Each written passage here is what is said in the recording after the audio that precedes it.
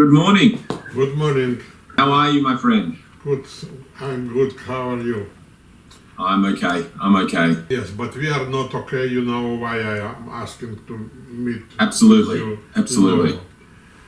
So, what is the reason? How it's happened? We built a strong community television station.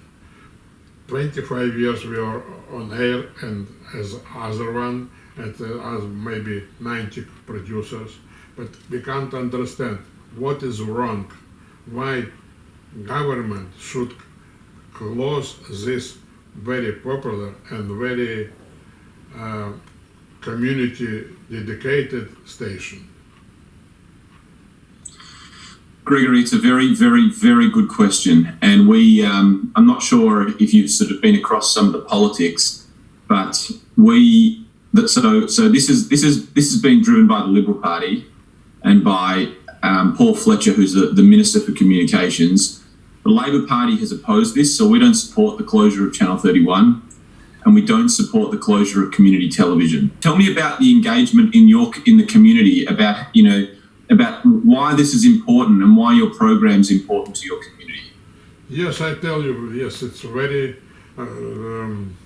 popular in our community. It's mostly used by people who don't know easily English, and they dedicated to this program because it's a very cultural and informative source for them.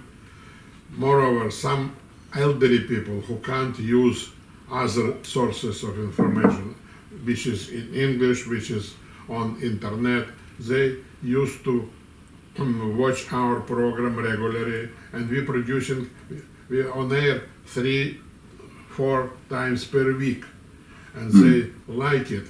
We cover a lot of community life in Australia, in Melbourne and Victoria, and as well as representing the achievements of our musicians, about our elderly people. Yes, and it's very popular. We make a lot of films, a lot of programs dedicated to Australia.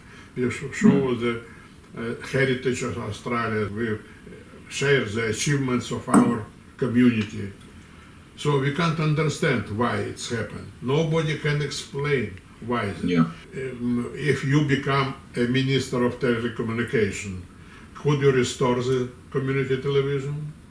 Well, I think we would. I would hope so. I would hope so. It'd be a big promotion for me. I think what we're trying to do before we get to that is to try and stop it or build up enough pressure for the government to think about it again. We moved a motion in the Senate last week where we oppose this, but I think we should make a more public campaign. So I did a interview with Henry for the shtick. Yes. If you want, I'd be happy to come on to your program as well and to talk about it and why it's important and why we should fight this. Yes, please. I mean, it's shocking. It's shocking. It won't cost. The thing that's frustrating is it wouldn't cost the government anything to keep it going. Yeah. Nothing. Yes. They just have to keep it going. So it's like vandalism. I can't find another word to close the community television. It's cruel. Yes, it's cruel. Is it a crime? I don't think it's a crime. I think it's just cruel. It's belong to Mr. Fletcher, or it's not belong to it. How he can cut it? Well, it's all by regulation, so he can just make a decision. But all he needs to do is make another decision. It's really bad. I'm really frustrated by it, and it's something that we've been arguing that shouldn't happen. It's also really important, and between you and me, I think this is a factor, is that being a multicultural society is really important in Australia. Yes, of course. And I think Channel 31 makes it easier to be multicultural. And I'm not sure that they want to make it easier to be multicultural. That's a cynic in me, but I think that might come down to a bit of it. I might speak to our shadow minister, and find out what the latest is, and find out if there's anything more that we can do to put pressure on them, and if you want to mention on your show on Sunday that you and I spoke, and that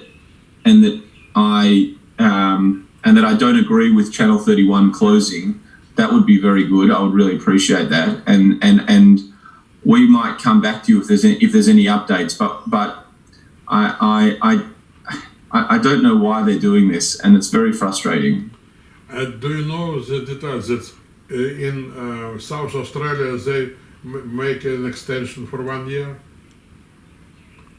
for Channel 31? It's called For Channel, yeah. the federal government did. Yeah. Yes.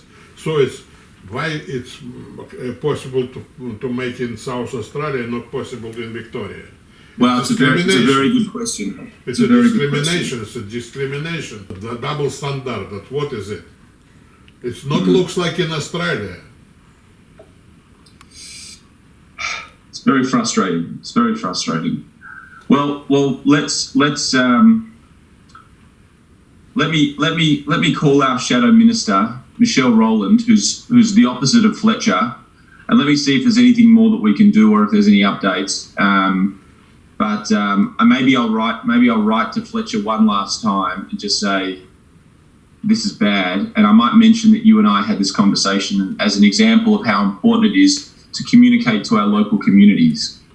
Yes, thank you. And especially in this time when it's pandemic and people sitting at home and they losing their information and entertainment channel.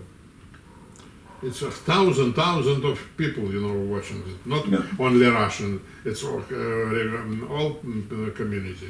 So I'm waiting for you for next information as soon as you can. Yeah. We'll call you back. Someone from my office will call you this afternoon, but we'll just find out if there's any more that we can do. Thank you. Take care of yourself, and it's nice to speak to you. And next time in happier occasions. Okay.